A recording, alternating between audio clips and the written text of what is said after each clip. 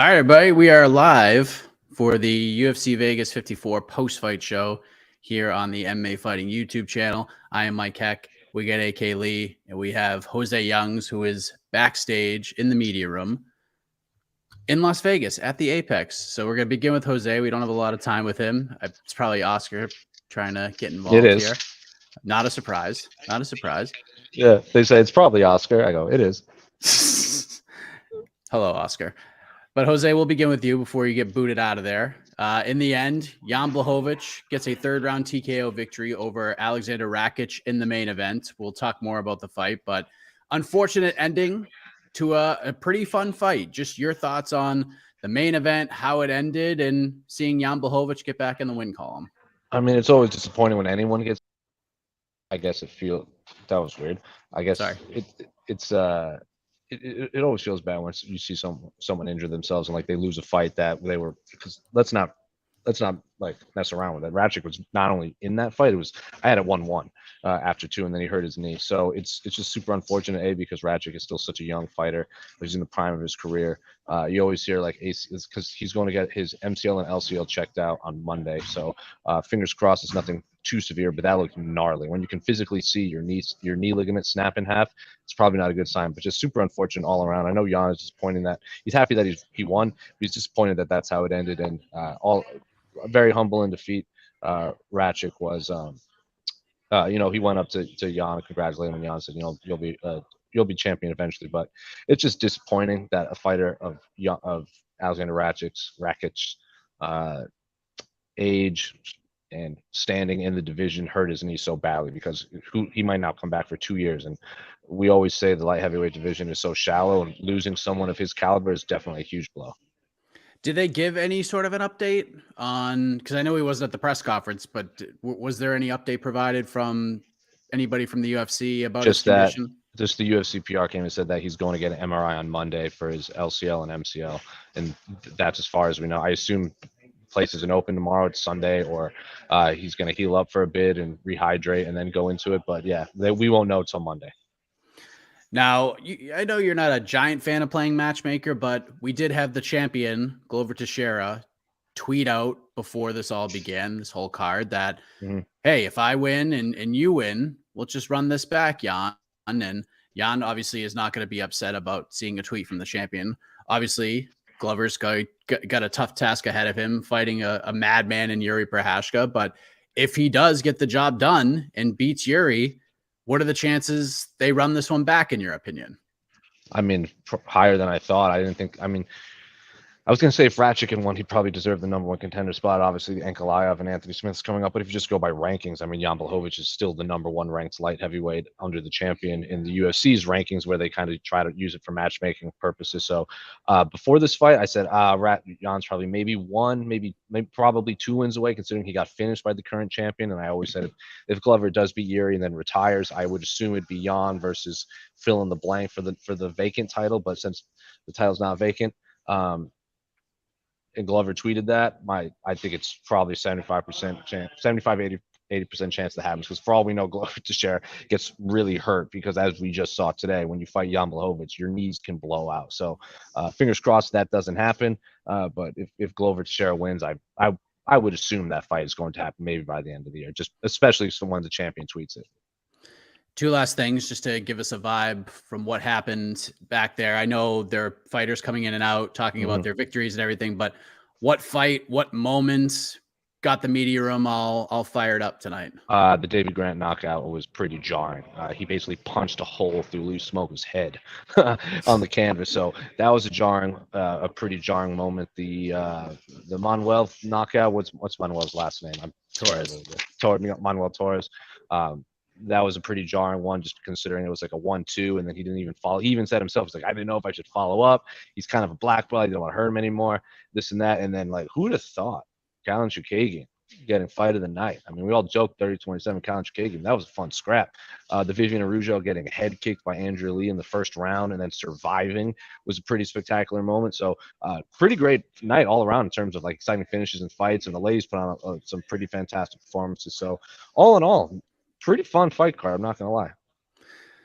Usually when there's a pretty talked about rotten moment of the night. It always sort of balances out with a delightful moment. I think we know the rotten moment we're talking about with Tony Kelly in the cornering, but you got to actually speak with Teixeira for the very first time, a delightful young man. And have you ever gotten a reaction from a fighter just explaining the secret menu at In-N-Out? Because that kid was so excited. Never for a fighter, but it's always like I've had other friends from other countries come in. I take them to In-N-Out, and I'm like, "There's a secret menu." They're like, What's that? What's the secret menu?" So, Ira definitely responded like, "Well, how old is he? 21, 22 years old? If that, definitely responded like a 22-year-old who has been cutting weight, who just got told he could get quote unquote animal-style French fries with a burger with 3 patties." So. I don't expect Tetsuya Taira to be anywhere close to 125 pounds by this time next week. There you go. Jose, I know you're about to get the boot, but thank you for checking in. I know it's been a long night for you, so appreciate it, my man. Enjoy the rest of your night, and we'll see you probably next week, I'm sure. Hasta luego, gentlemen. Thanks, Jose. There he is, everybody. Jose Young's coming on in and giving a quick recap. I know he's got to get out of there, and when it's time to go, they don't just say, okay, you got to go, and then – because you know what happens when they tell you got to go. You're like, okay, but you have to try to squeeze in like 2 or 3 last things. Now the UFC just shuts off the Wi-Fi and makes sure you're getting on out of there. So, AK, you're looking dapper. You're looking like you're about to play a Sunday round at the Masters. It's more of a bowling, I think. But I mean, obviously golf, yeah. But I really look at it as like a bowling shirt. Yes, Kingpin 101 from Alexander Katlyn. Your thoughts on the main event? Jan Blachowicz gets it done.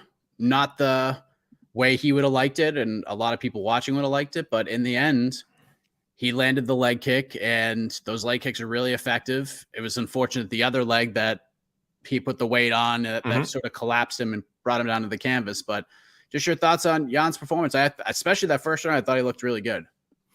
Yeah, I think a lot of the comments I saw were like, he's really came to fight tonight, which sounds like a weird thing to say about like a guy who was just the UFC champion in his most recent fight.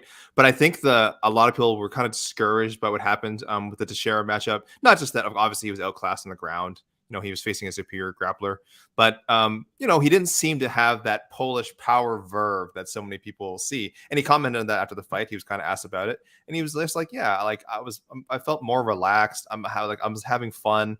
And I think you could see that in his performance. I think a loose and sort of relaxed Blachowicz is the best version of him. That's the version that I think that got him to the title, his first title opportunity, that got him the title win, and got him as the win over Adesanya. So we saw some of that tonight. And would that have carried through like for the whole fight and gotten him the win? Unclear, because, you know, Rakic was fighting really well too before the injury. But I think it's definitely, for some of us, including myself, who was kind of counting Jan Blachowicz out a little bit, as I have many times in the past. This is, I think, the 6th time in his past 7 fights that I have picked a fight wrong. I picked him to lose many times, and I picked him to beat Teixeira. So it's all incorrect. I picked him to lose to Rakic tonight. So another L for this guy. But listen, he turned 39 in February. Yeah, his best years are probably behind him, but he's still clearly more than good enough to be competitive with anyone in the top 10 of the light heavyweight division. And I guess the question now is, and I see a lot of people asking it in the comments and on social media, how close is he to getting another shot at a title, whether it's against Teixeira or Prochazka? And I don't know. I'm kind of mulling it over myself. Yes, of course, we will matchmake tomorrow on to the next one, and we'll make that decision. But I assume there's a poll with such a topic. Yes. Yeah. Oh, yeah. Absolutely. Straight up, people asking, did he do enough? Did he do enough tonight to earn a UFC title shot, regardless of who wins at UFC 275? Very strong right now, 64%. Yes. So most people like you said, they saw at least enough in the first round, and had ended with an injury, but it was competitive enough that they see enough of the Jan Blachowicz of old, of the championship Jan, that if he got a title shot tomorrow, or is announced that it was announced this week, he'd be getting a title shot. Doesn't sound like too many people would complain. Yeah, I mean, we also have to keep in mind that there's a very big fight in this division coming up at UFC 277, July 30th in Dallas, between Anthony Smith and Magomed Ankalaev. And you would think if Ankalaev wins, he's either in there or they're going to do another number 1 contender fight. Plus, if Anthony Smith wins, people love Anthony Smith. There's a very good chance he gets up there because, I mean, he gets the chance to run that back with Glover, because that was a bad loss for him. one of those things. And then he turned it around. Not long after that, he took another loss, but all of a sudden he's on a tear again. And Anthony Smith versus Jiri Prochazka is probably just going to be insanity until it ends, should that happen. But we already know what's going to happen. Glover Teixeira is going to take Jiri down, and he's going to submit him in the first round. I've been saying this for like 7 months now. Come on now. Anthony Smith tweeted after. He said, he tweeted, "Looks like I'm going to upset a couple of guys pretty soon." So he thinks, I think he's amused by all the contender talk, and I think he's kind of like, well, don't forget about me. Don't forget about me. I'm here. Like you said, I have the Ankalaev fight. That fight is, that's certainly a winnable fight for Anthony Smith. I mean, I think Ankalaev, I'm sure there's odds already, probably at least a 2-1 probably minus 250, maybe close to 3-1 favorite. But man, Anthony Smith has been down in the odds before, and he's beaten a lot of guys. So I'm certainly leaning towards Ankalaev, but an Anthony Smith win would not shock me in the slightest. Of course, Ryan Spann got a submission win, light heavyweight division against Iwan Kuchalaba, and that brings up a question from Jordan Isle. Bonuses, which are kind of surprising. Jordan, did I not just answer this question in the comments? Like, I swear I just told him. But, there's a lot of comments here. It might have been someone else. I apologize. So if it wasn't Jordan, I was nearly certain that I told them. It's the same person. Anyway, you're right. For anyone else just tuning in, Amanda Ribas, Katlyn Chookagian, fight of the night. Katlyn Chookagian, fight of the night, Mike. I know. It was a good fight. It was the most entertaining Katlyn Chookagian fight ever. No doubt about it. Clearly. And then Ryan Spann and Manuel Torres, performance bonuses. But Chookagian, 6 years in to her UFC career, Mike, the most appearances in UFC women's flyweight history. Her first ever fight of the night or a fight night bonus of any kind. So on the People's Pre-Fight Show, me and Jed played the bonus prediction game. We both got Manuel Torres correct. I said Davey Grant was going to get a performance bonus and fight of the night. Yep. Which he had a very good case of getting both of those, and he got none of them. He got none of them, AK. I think this is a travesty. And Michael Johnson didn't get a bonus either. I like Ryan Spann, and good for him. Yeah, again, I never want to take bonuses away from anyone. I never want to say someone doesn't deserve a bonus because it's great. He's got a great guillotine. He used it to take out a very dangerous light heavyweight tonight. But boy, I definitely would have ranked the Michael Johnson finish and the Davey Grant finish above and Davey Grant and Smoka for sure should have been the fight of the night. It was strange. And again, I don't want to take away from Ribas and Chookagian either. Fun, competitive fight. Well deserving of some sort of bonus. Again, this is why there shouldn't be a 4 bonus limit. All these people should get $50,000.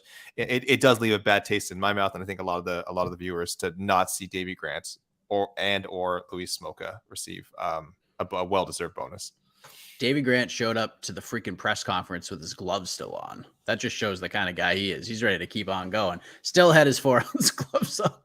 Like he was ready to go, all beat up. It's just absolutely crazy. Brandon Hunt, Brandon Hunt saying Prochazka. That's right. But he choked out.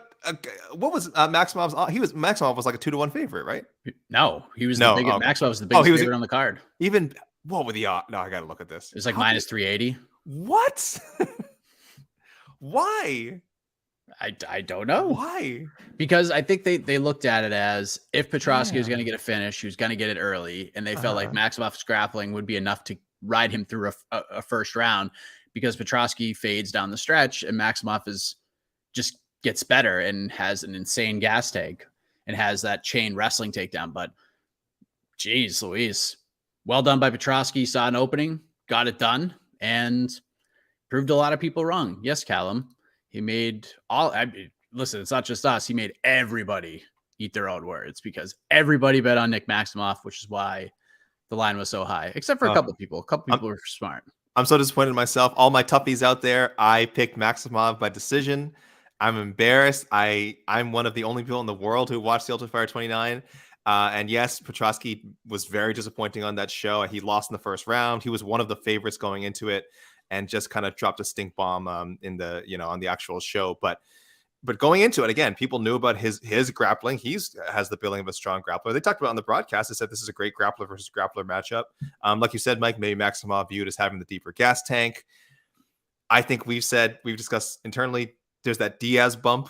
He's part of the Diaz army, and people like that. People see that and think, oh, maybe he's from the same stuff. And maybe he still will be. This is not the end for Nick Maximov. His career is just starting. We may look back on this He's as 24. He's 24, just right? getting started. Yeah, very talented guy. We may look back on this as a blip, but Prochazka was definitely overlooked, and good for him for clearly winning the grappling battle in the 76 seconds or whatever this fight lasted, and man, choking him right out. But hey, listen, Nate Diaz will be happy, and Nate and Nick will be happy. Their man did not tap. I love the call out as well of Gerald Meerschaert. I thought that was great. I think Gerald Meerschaert, hilarious response to it because he called for it for the Singapore card, and Meerschaert's like, yeah, dude, I'm down, but like, can we push it back a little more? Because I'm pretty fat right now. So we're not going to do that.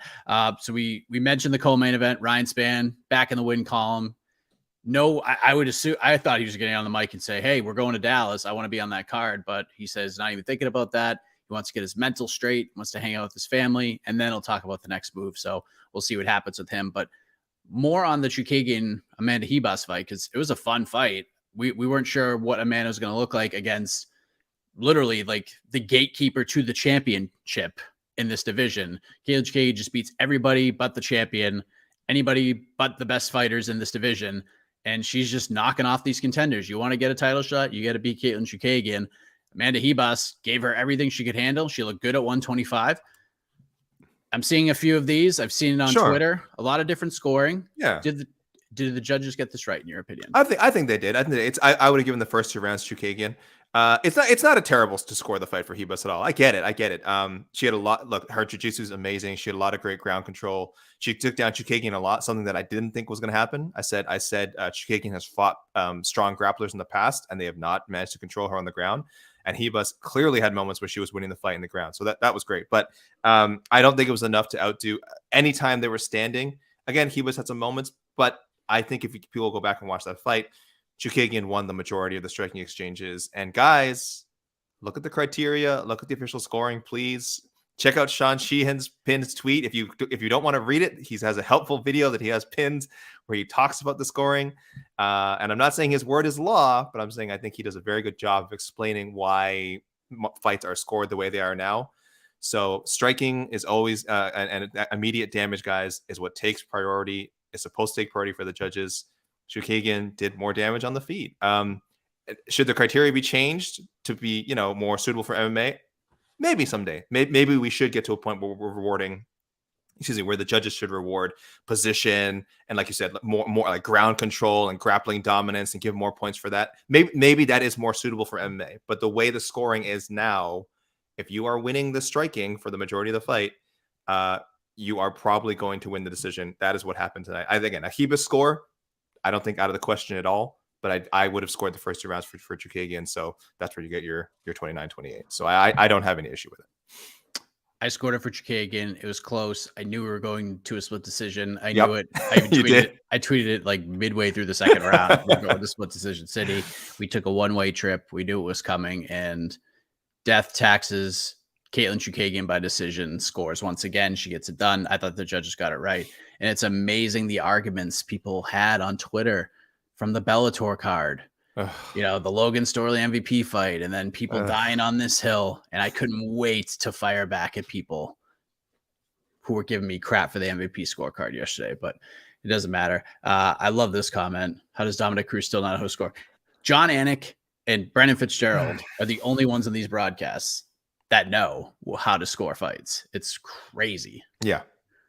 It's crazy. Dom has his own way. Well, like I said, Dom might be like kind of what I'm saying. He has his own perception of health, which is funny because he was kind of like a very tricky stand-up fighter during his time and one with a lot of I think he was a very effective striker, but you definitely had fans who were like, oh man, how much damage is Dom really doing when he's kind of like zipping in and out and I always thought he was doing great, but it's funny that he doesn't know the criteria when his fighting style was actually perfect for winning under the criteria of a mixed martial arts fight. So I don't know. It is weird.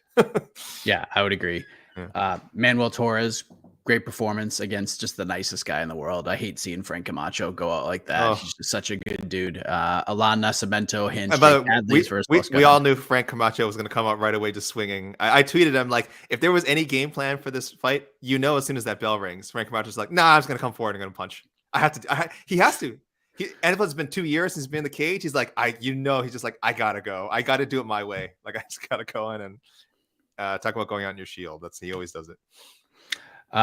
We get Viviane Nascimento gets the win. Viviane Araújo, fun fight with Andrea Lee. Of course, we're not going to remember the fight itself. We're going to remember the moment that happened between the first and second round with Tony Kelly. We're not going to really get into that here, but not great. Michael Johnson gets a win. AK, you came through, buddy. You sold that fight. Somebody has to win. It's a good fight too. And somebody won. It was close. That was a good fight, right? That was a good fight. Yeah.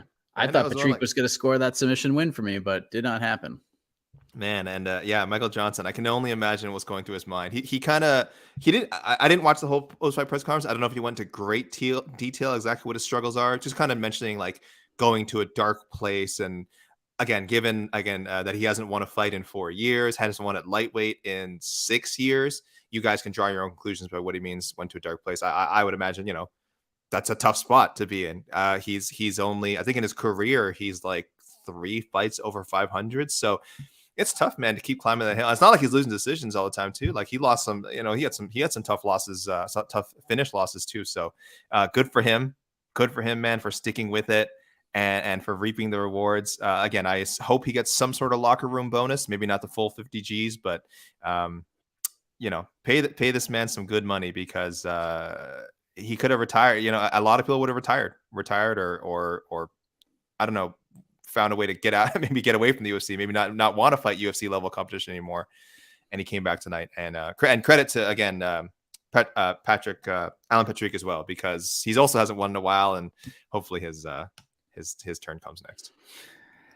Verna Jandiroba, nice performance. Angela Hill, just ridiculously tough, getting out of those grappling exchanges. Teixeira, good debut. I think it's the kind of fight he's going to grow a lot from, because like I told everybody since this fight was booked, Carlos Candelario is not a guy who's just going to get run over tonight. He's a very gritty, tough dude. He can take a beating, and he's scrappy as hell. Tyra goes the full 15, gets a clear win. Nicely done. And then Prochazka kicked off the card with a huge upset against Nick Maximoff. So if you guys got questions, let's get after it. We're only going to go for probably another 10 or 15 minutes at the most. So if you got thoughts on this, if this card was in front of 20,000 fans, would Amanda Ribas had won? I think people wanted her win so she could challenge Valentina or Tyla. Katlyn's a difficult spot at 125. Yeah, Katlyn is in a difficult spot, and she knows she's in a difficult spot. That's why she called out multiple people at the end. She called out Miesha Tate. She called out the French chick, and Alexa Grasso as well. So well done. That's exactly how you got to do it. Angela Hill's 12th UFC loss is the most in UFC women's MMA history. Unlucky, or is that who she really is, AK? Wow, that's a complicated question. Okay, well, a little bit unlucky. I've called her the robbery review queen. I don't think all the split decisions that she lost were robberies, but that she keeps ending up in these situations where she has the potential to lose a robbery is unfortunate. But it's also indicative of her fighting style. She doesn't have like big knockout power. She never has. Very solid striker, very good striker, but someone who you wish she had that extra gear, if not just to finish people, but just to score a few more knockdowns. It sounds insulting to say almost, but to make things a little more obvious for the judges, sometimes is what you have to do. Because it sucks, because she definitely won some of those fights that were scored against her, and I wish the judges were able to parse her work a little better. But I mean, that's just not how it is. And as far as like how many losses, again, we talked about. I think we talked about on the preview show. She only had one pro fight before coming to the UFC. So for her to have I think she's 8-12 now. I know it looks bad at 8-12 in the UFC, but she has fought everyone. She has fought everyone in her division. She's fought some amazing, really, really talented names. Michelle Watterson, Claudia Gadelia, Jessica Andrade, Rose Namajunas, Tisha Torres. You're going to pick up L's when you fight these people. That's just how it is. And if she had a much easier schedule, we could be talking about, Angela Hills is 12-6 in the UFC, or 14-4 or something. She's fought the best of the best and hasn't been able to get a lot over that hump a lot of the time. And sometimes she did, and the scores didn't go her way. So in a way, to answer the question, yeah, it is who she is. But the story of her record tells you how tough her competition is, not like necessarily that she's not a great fighter. Yeah, it's a bit of both. There are certain fights that she thought were robberies that weren't robberies, and there were probably certain fights that were. So I think it's a combination of both, but she's still very talented and she's tough as hell and she's a fun fighter. So always good to have somebody like that around who's willing to fight anybody, anytime. Dana White loves those folks, and I'm sure Angel Hill is pretty high on the old list. Do you think Jed is kicking himself for not betting on Ryan Spann?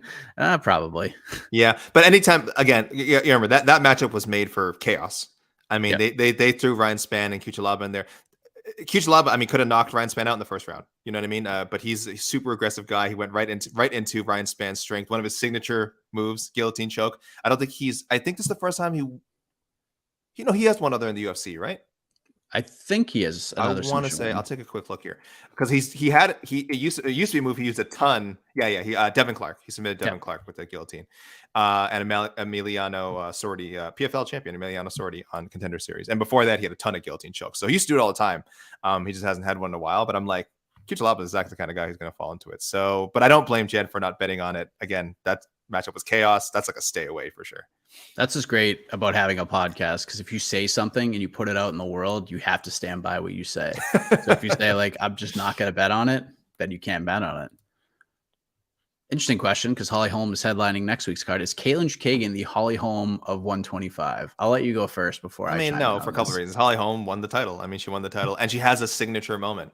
That knockout of Ronda Rousey feels like it happened like 25 years ago now, but it's still replayed to this day. She's still viewed as the woman who blew up the Ronda Rousey hype, who did the unthinkable. And now that we look back on it, maybe not as unthinkable, but Katlyn is missing that moment. If you're asking is that where they are now? No, because Holly Holm always feels like she's one win away from a title shot. Katlyn feels like she's, as Mike says, 10 wins away from a title shot. Yeah, that's the answer right there. She's not the Holly Holm 125, because if Holly Holm is at 125, she would have got 8 title shots already against Valentina Shevchenko. We'd be talking about if Holly Holm won next week, would she get a 9th crack at Valentina? Like, that's what we'd be talking about. Katlyn is not in that position. She's eventually going to get there, but she's going to have to win like 5 more fights before that happens, or Valentina's going to have to vacate the title and go up to 135, because that fight was not competitive for even 1 second. So, yeah. You guys haven't brought up Nascimento's stupendous performance. Thoughts? Let me just say this. The only people happier with that performance, besides Nascimento and his family and his corners, were Sean Shelby and Mick Maynard. Those two were probably as happy, if not happier, than anybody else. And I think they knew something with this matchup. I think they had a feeling about how this fight would go. And I think in the end, they might have snuck to the back room, given each other a high five, and then went back to sit down. Your thoughts? Michael, are you suggesting the matchmakers would do something to mess with a debuting fighter that perhaps they're not fond of, that did not make a great impression on them when he met them during the Contender Series? It was a wise decision, because they picked a guy that maybe the betting lines would look favorably towards Hadley, but they knew deep down, because of their matchmaking prowess, that they had a good chance to hand Jake Hadley his first L, and that's exactly what happened. It was a great performance too. I can't believe you think they would do that. I don't think Mick Maynard and Sean Shelby would do that, but they certainly could if they wanted to. I mean, yeah. Let's see.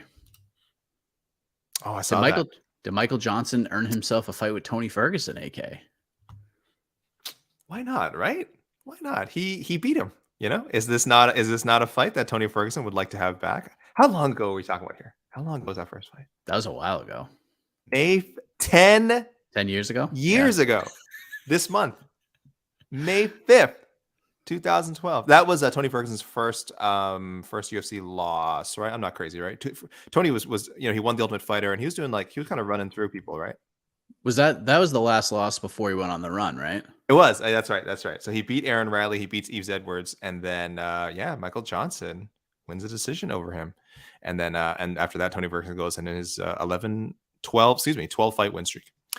So I think that's actually pretty cool. I don't remember this coming up at all on last week's Otno, but I have a feeling some people will be suggesting it this week. I would agree. Let's see. Luke Adams, Sanford MMA leading the discussion for the best MMA gym this year? Interesting question. Elevation took a hit with the Gaethje and Namajunas losses. That's for sure. Yeah, 100%. I mean, trying to think. I mean, Logan Storley just won a title. Michael Chandler's there. I mean, they got Gilbert Burns, but I don't think anyone really thinks Gilbert Burns is a loser in that situation. Yeah, I probably Fortis still doing pretty well. Not too bad. Yeah. I mean, I have to like go back and think of like which gym had which fighters, because like these fighters switch gyms all the time. Like even Davey Grant was representing Syndicate MMA tonight, so these fighters change hands all the time. Let's see what else we have here for questions. What happened to Dana? Why was he at the press? When is the last time you see Dana White at a fight night press conference? Very rare. Yeah, I wouldn't look into it. He's coming off a pay-per-view. He's doing what guys with billions of dollars in their bank accounts do. They're traveling. He's maybe on a yacht somewhere. I don't know. Do you guys think that Bisping's commentary is hard to listen to? There's a lot of talk about the commentary. I think more from Dominic Cruz tonight.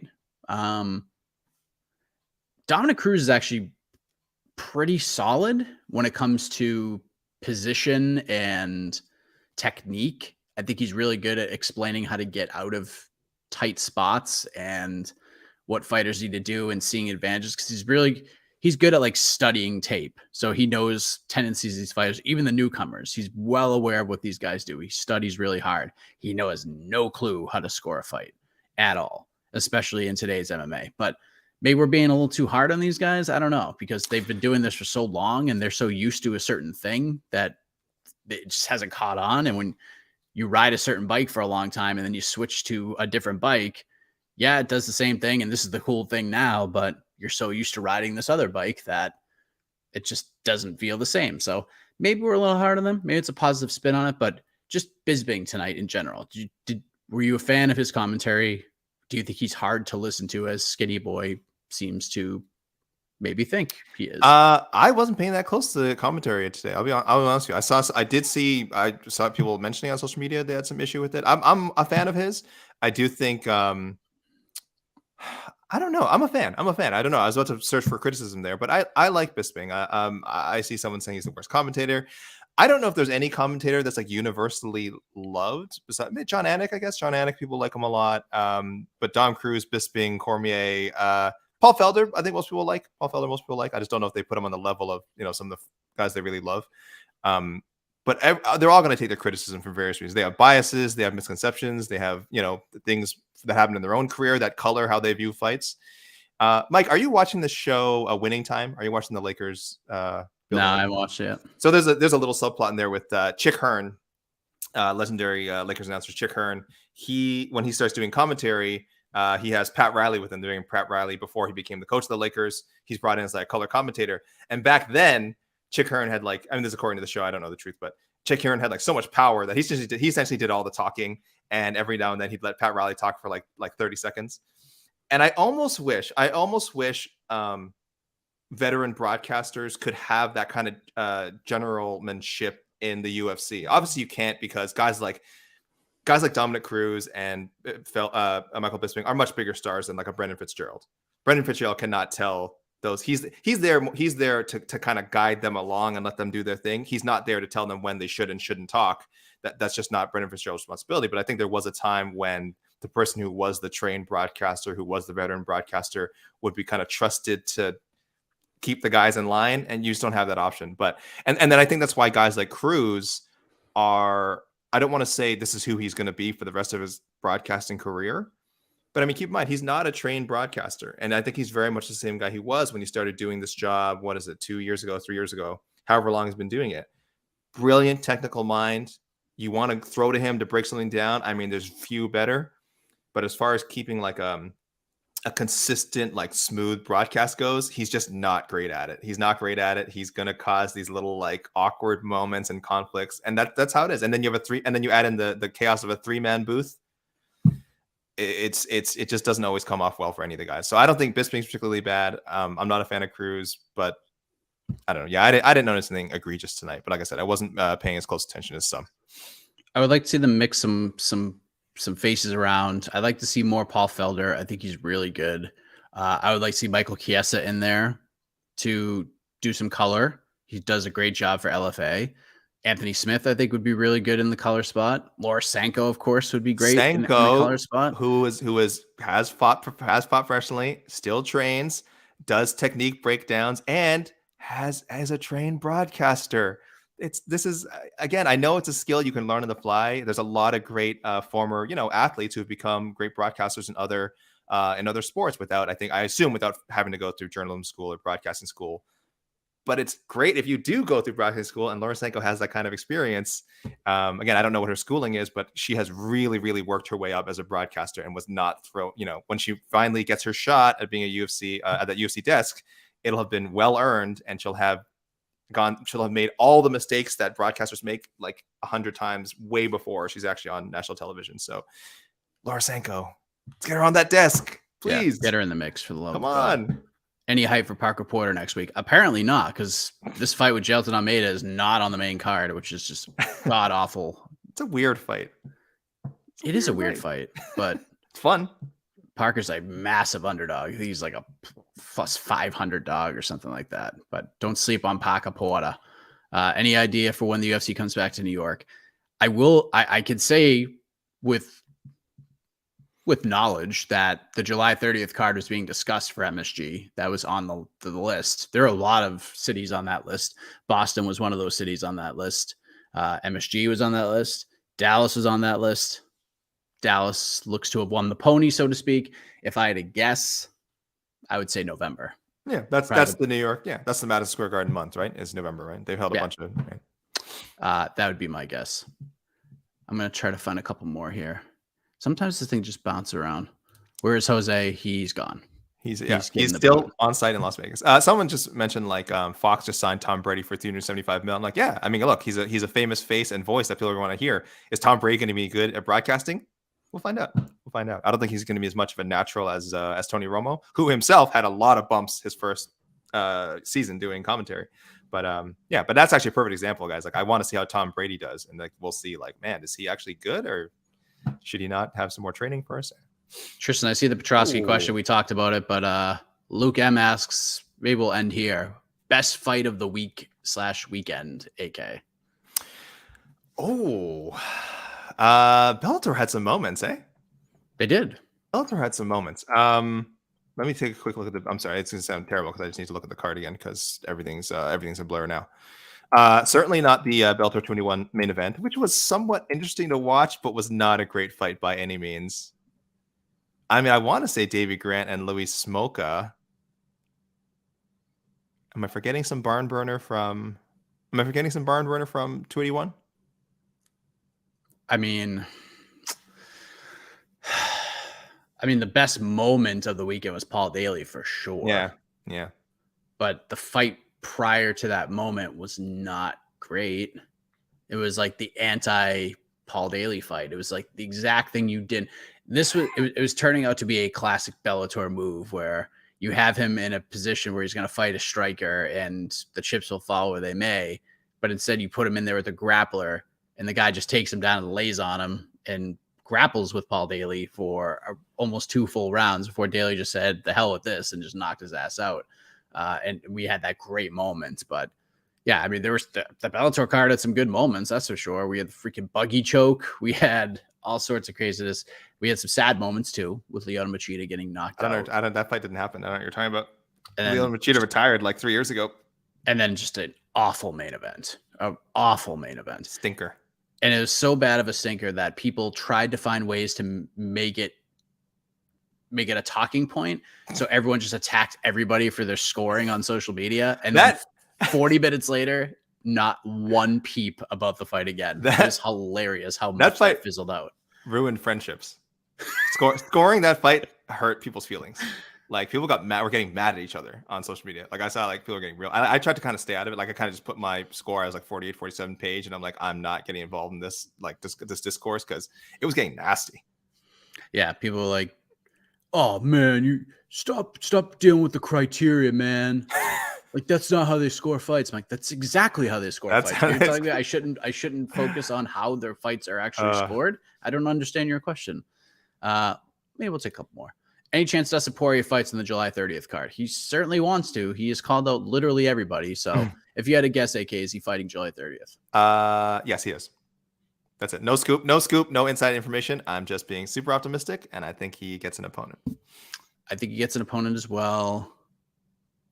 I think they might go for that. I think they might actually party with the Wonder Boy idea. I think that that would make some sense. I mean, why not? You get two names, two guys that really are just kind of stuck right now. So yeah, I wouldn't mind seeing that. I love that. That's a good idea. I see an NBA question. I'll read this one real quick, or NBA draft question. Callum Lambert asking, is Chet Holmgren going to go number one? Let me just say, I think the draft lottery is in is this week? I think on Tuesday of this week. So ask me again, because it's going to be very team dependent.